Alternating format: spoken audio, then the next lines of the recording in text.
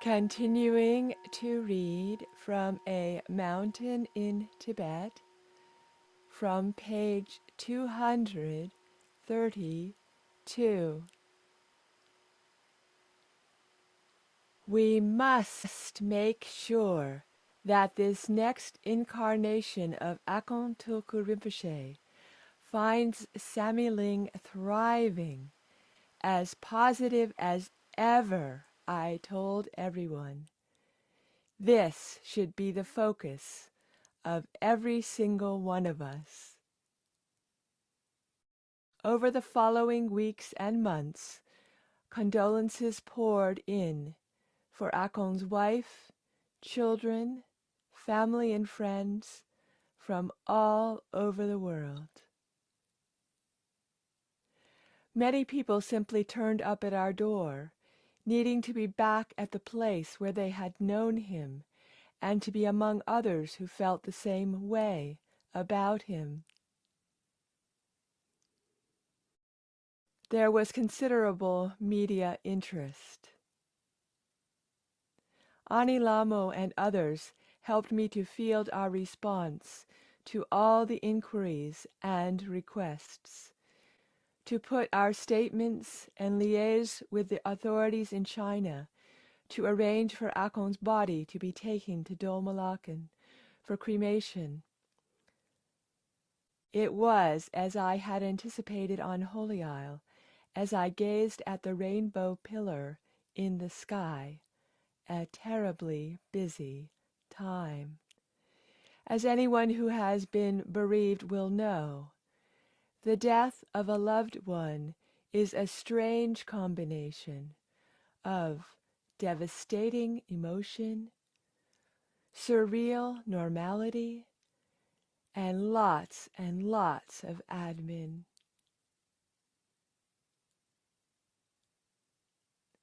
I didn't want the normal routines of the monastery to be entirely disrupted, so we carried on with our daily schedule of pujas and teachings. We also said special prayers every day for 49 days for Akon's easy passage through the period of bardo, the interval between death and rebirth. I asked Tai Situ Rinpoche for guidance on this, and he was very supportive. I think it helped people to process their grief. It certainly helped me. Once the deep shock and initial sadness had passed, I felt confident that we would be able to move forward as Akon would have wished. I knew that some people back in Tibet were already calling for revenge.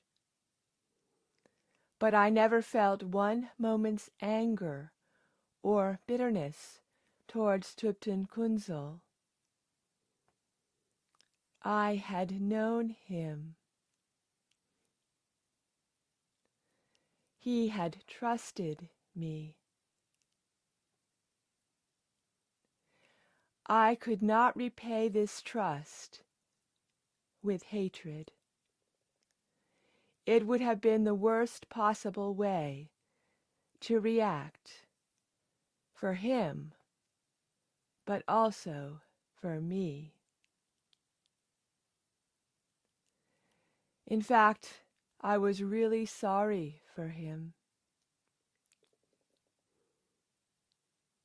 He and the other killers had done a terrible thing and would suffer for it.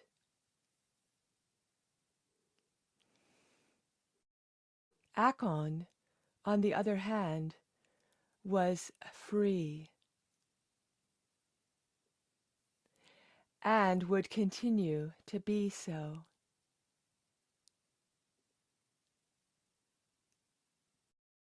So I concentrated on consoling others, bringing people together, and encouraging them to support one another, and on repaying my enormous debt to my brother by not allowing his death to derail his work. On the 49th day of prayers, I gave a talk to mark their end. I wanted to publicly affirm my absolute commitment to Sammy Ling and the Rakpa organization. Before Akon's death, I had been considering retiring from the day-to-day running of Sammy Ling, going back into retreat, and handing responsibility to my nephew, Lama Cotton, who is one of my sister Zimi's sons. All that would have to wait. It was not the time for stepping back, but for continuity and determination. So I told the community that though I knew I was not half the man that Akon Rinpoche had been, I promised there and then to do everything in my power to build on his legacy. Throughout this period, I continued to meditate for 6 hours a day. And in late November, I decided to go into retreat for 3 months, as I always did at the end of the year. While meditating, I recalled something interesting about the events leading up to Akon's departure for China. In the May before he died, we had celebrated my 70th birthday with a day of festivities at Sammy Ling. To my surprise, Akon took charge of the ceremony himself. He installed a throne on the stage of the lecture hall and created a shrine behind it. He then invited me to sit on the throne, and he himself stood below me on the floor, all of which was completely unexpected and in breach of the usual protocol. During the gift giving, Akon handed me the various gifts from individuals and groups. Sammy Zong in London had arranged for His Holiness the 17th Karmapa to paint a beautiful white Tara tanka for me. White Tara is one of the 21 manifestations of Tara, the female bodhisattva, and is particularly associated with healing and long life, so it is a very popular focus for meditation. I immediately offered the painting to Akon, but he said to me quietly that it would be useless to him once he was dead, and gave it back to me. He then turned to the crowd and announced that from now on Sammy Ling would no longer celebrate his birthday, only mine. At the time, we had no idea that he would never see another birthday, of course. But the more I reflected, the more convinced I was that Akon had known he was going to die.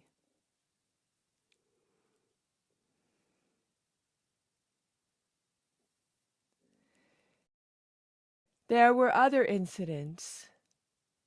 Before Akon left for Tibet, he had assembled us saying, "Let's all go to Dumfries," to the family home, "and take a family photo."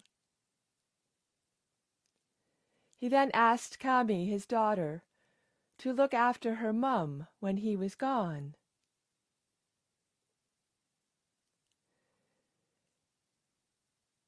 Normally he took many sacred objects with him to Tibet when he traveled, but on this occasion he left his protection amulets behind.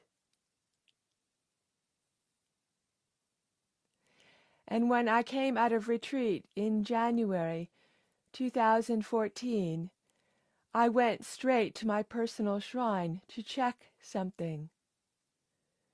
Akon had given me a package before he left on his travels.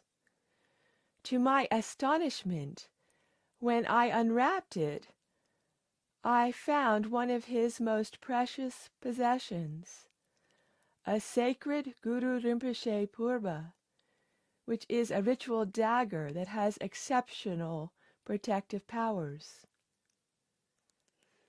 He had left it behind for me.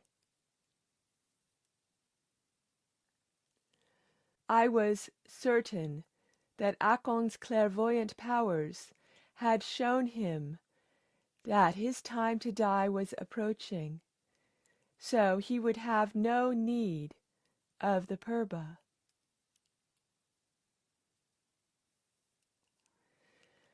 I sat in front of the shrine with the dagger in my hand and felt the blessing of my brother's care for me, which had never faltered.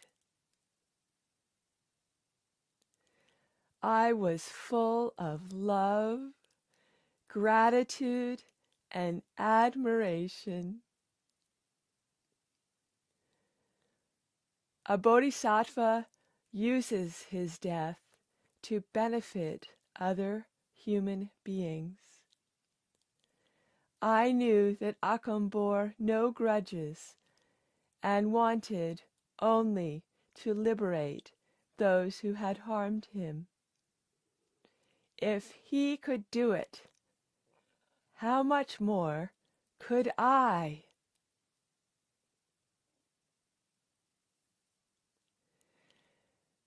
A year after Akon died, the 3 attackers came to trial.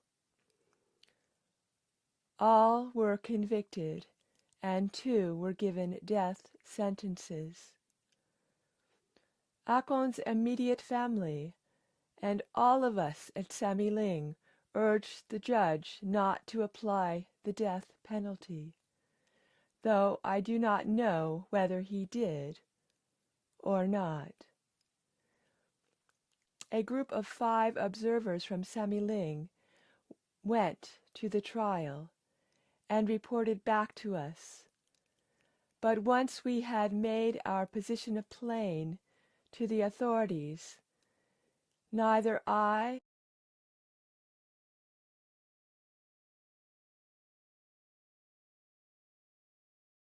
nor Akon's wife or children felt any engagement with the outcome.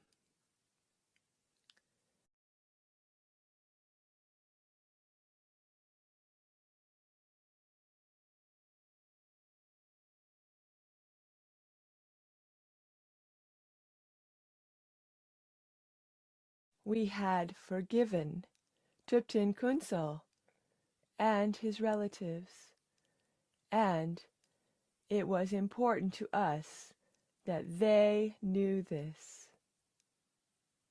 Beyond that, we wished only to get on with our lives.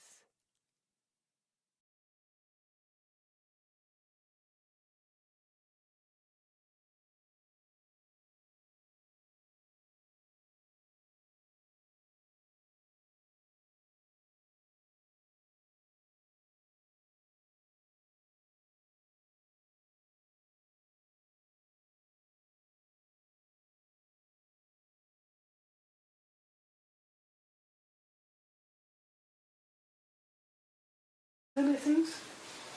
How is your brother's health? He is one person, he never worries his health. Even his back is bent like this, he still won't stop picking up things. And now going around Tibet for 6 months is like torturing. Many young people can't keep up with him. Sometimes riding on the horse, sometimes driving, sometimes one night here, one night there. So many projects. But he seems like this power. His mind is unshakable. My brother is like Mount Everest. There is nothing can shake him. If the world goes upside down, he will still be the same person. It's like nothing happened.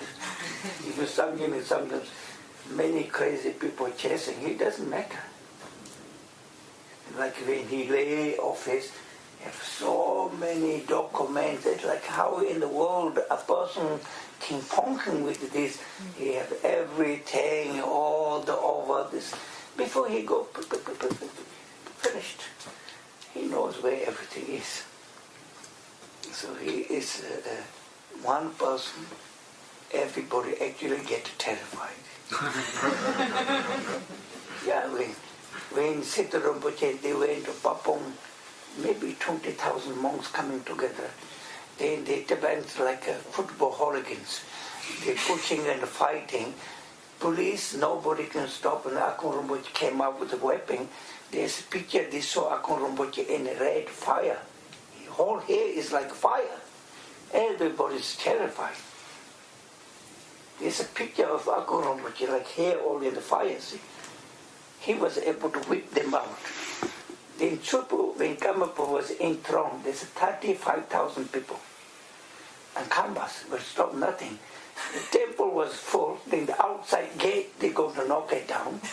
Then there's a Chinese police, they cannot stop. Again, my brother went to one of the biggest whip, and he just whipped them all out. They respect that. So he was able to stop and not pulling down the whole temple. See? Everybody, when they talk about Akon Rinpoche, people are very fearful of. He has no fear. Fear doesn't exist. Mind is never influenced by witty-nitty anything. Even things goes right, okay. Even something wonderful things go right, he will never say it's wonderful. Even something horrible goes wrong, he never says horrible. So he doesn't have any problems, see, whatever happens. That's my brother, see. Yes.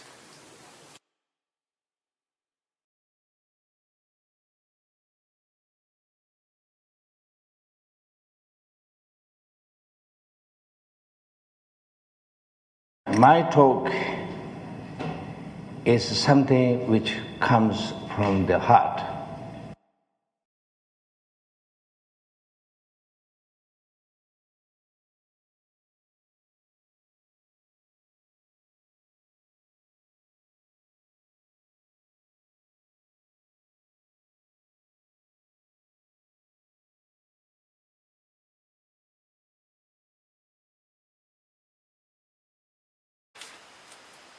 Continuing from page 232. After the immediacy of the death and all that arose, Lama Yeshe Rinpoche went back into retreat, which he does every time we get to this point in the year, the months before Losal. It's very interesting, the insights that came to him, wasn't it, when he was in retreat and able to have that time of meditation to reflect on Rinpoche's death.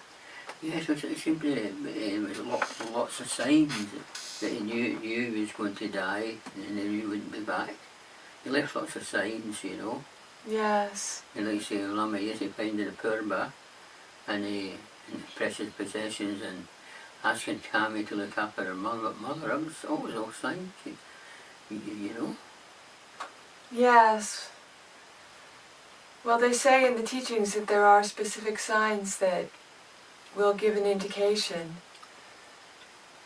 And Rinpoche always wanted us to practice awareness, didn't he? So, That's right, yeah. so he would have been very aware of things that were going on both inside of himself and around him that Right. could be signs Yeah, of all sorts of things. yes. So it's more or less he knew it was going to happen and he made preparation for it, you know. When he set Lama Yeshe up for it in the throne and all that stuff, it was a sign there too, you know. That was quite a few months before it happened. Yeah. That was in May, and he died in October. Yeah, but I think he knew much longer than that what was going to happen, you know. Yes. And well, he handed over went into to Lama Yeshe at Samueling, and plus the title of Rinpoche, Yes. because he's Rinpoche and he wasn't going to be around, so they did have another Rinpoche at Samueling, Yes. and a Lama Yeshe. That was quite a long time before he died, actually. I Long time before. I know, but he knew in advance. He knows Yes. these things very much in advance, you know. Yes. Yeah. He knows of all these long time before they're going to happen. Yes. Right. And I think that it said in the movie, there was a movie that's been made about his life called Akon. And I think there's some mention made in the movie that there was a divination done very early in his life, or in the life of those who were fleeing from Tibet. Mm-hmm. And one of the indications of that divination that would have happened a very long time ago indeed was that one of that small group would be murdered. I think that's what it said in the movie. Yeah. So sometimes these Tibetan masters, they have indications very early in their life of possible outcomes, and it does give them the opportunity to prepare. Yeah.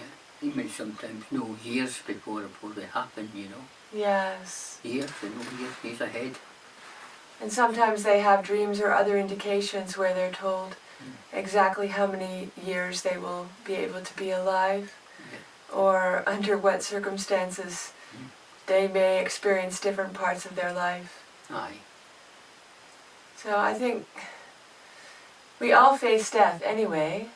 Yes. It's not a surprise that any of us will die, but we certainly don't always bring that awareness into our daily experience. Yes, well, And we certainly don't always notice things that might be indicators that our time is coming sooner instead of later. you know, that's part of retreat practice to bring that in, you know. Yes. It's part of retreat practice. And, well, even some of the teachings try to explain it too, but how serious do people really take it? You know? Yes. That's the question. Yes. A lot of people take that too serious. Yeah. Well, the benefit of taking it seriously or preparing is that certain things can be done. Yeah. And then that will make it easier for not only ourselves but the people that we leave behind. Yeah. And the things that we would like to have accomplished.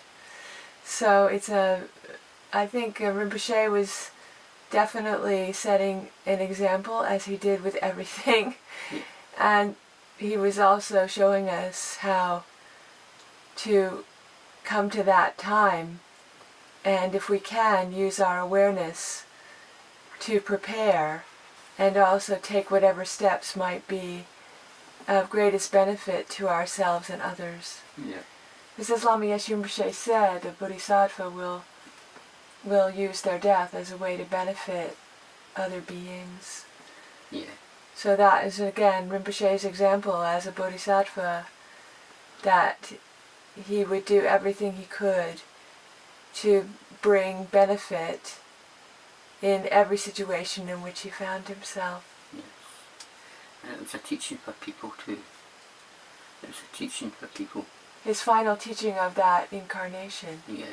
That was his final teaching, you know. Yes. Yes. Yes.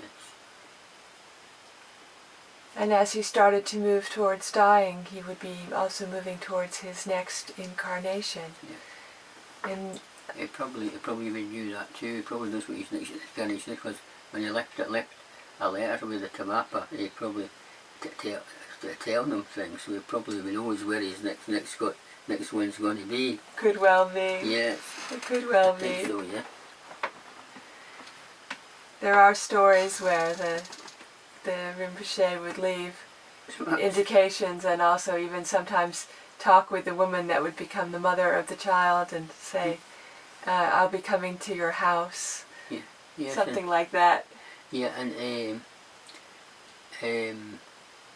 And that was, this will be, when it comes with, it says the third, but there was many Akong Rinpoche going back over 100, maybe under a different title, name. There's a big list of his different lives going back, but it's over 100, Yes. you know? Yes. So, Well, I guess those people who have an awareness of their previous lives, it can stretch back in time for very, very long periods of time indeed. Because that way of knowing the continuity of our consciousness, it goes beyond time and space, doesn't it? yeah, aye. That's right.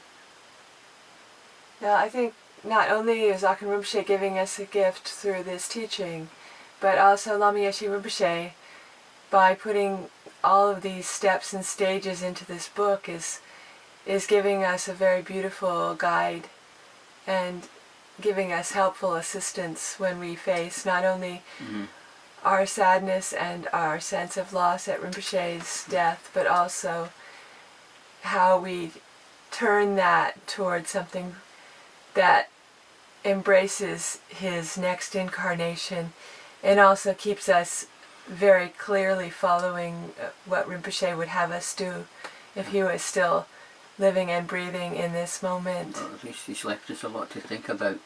A lot to think about. Yeah.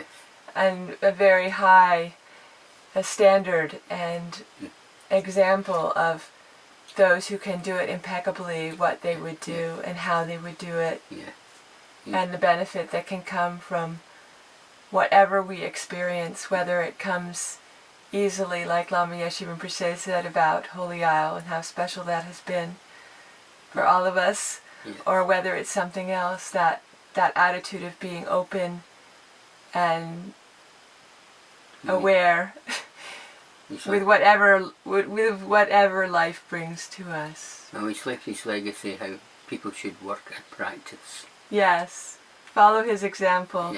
Keep his vision alive. That's the best gift for the Guru is practice. Yes. So the best thing that can be done right now for him, you know. Yes. So we are again feeling somewhat overwhelmed and amazed and grateful for the presence of these amazing individuals in our lives and the examples that they have set for us, their encouragement and their support, and a continuity that carries on through time is really what an incredible blessing. So we feel profoundly grateful and very appreciative that Lama Yeshe Rinpoche has put all of this into his book for our own benefit and the benefit of all beings.